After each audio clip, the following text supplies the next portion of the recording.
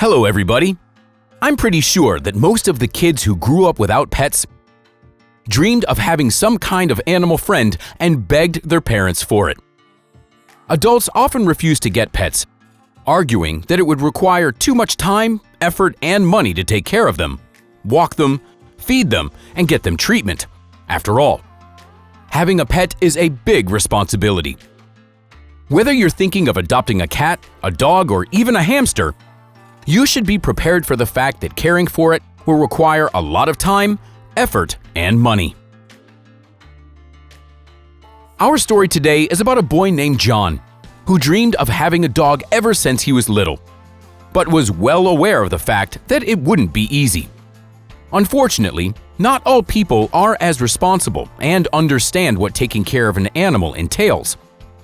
The owner of an expensive black SUV and a purebred dog, Toby, clearly didn't understand it and led it to some rather unfortunate consequences. Whenever John asked his mother for a dog, he heard a definite no in response. Therefore, the boy had to find an alternative solution to his problem and started volunteering at an animal shelter. Thus, he could spend all of his free time playing with his furry friends. Thanks to his time at the shelter, John realized that caring for a pet is a serious responsibility that requires a lot of time, effort, and even physical endurance too. He was surrounded by funny and cute animal friends, but at the same time, he realized that taking care of them wasn't as easy as it could seem. One day, the boy was heading to the animal shelter to bring some medicine for his animal friends. As he stopped by the veterinary pharmacy, he heard a strange sound, somewhat reminiscent of crying. He looked around but didn't see anyone on the street, but when he opened the door, he heard the sound again. It was the sound of a dog whining. The boy noticed a brand new black SUV parked nearby, which was the only possible source of the sound. The boy approached the back door and saw a dog sitting in the car and whining loudly. It was very hot outside. The temperature reached 30 degrees Celsius, and the boy couldn't even imagine how hot it must have been inside the car under the scorching sun. The boy couldn't find the car's owner, so he picked up a cobblestone lying in the grass and broke the window. Then he reached inside the car and opened the door. He picked up the panting dog and ran to the shelter. "You got here just in time, John," the vet said after examining the animal and listening to the boy's story. "Another half an hour and the dog would have died. But now you should go back there and call the police."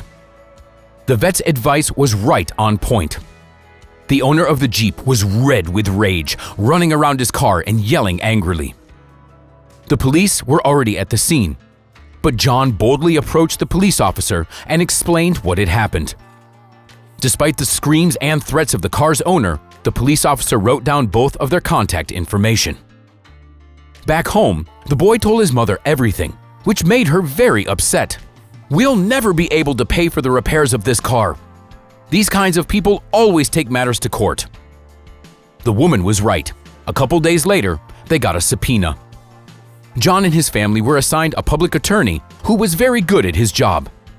He advised them to go back to the veterinary pharmacy because it had surveillance cameras installed on the roof.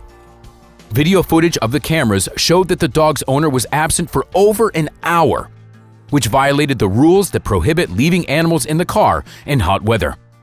After all, it was about 30 degrees outside and over 45 degrees inside the car. The owner of the SUV was denied compensation for the damages to his car and also lost his dog, which the court ordered to stay at the shelter where John was volunteering. After the incident, the boy's mother allowed him to adopt Toby.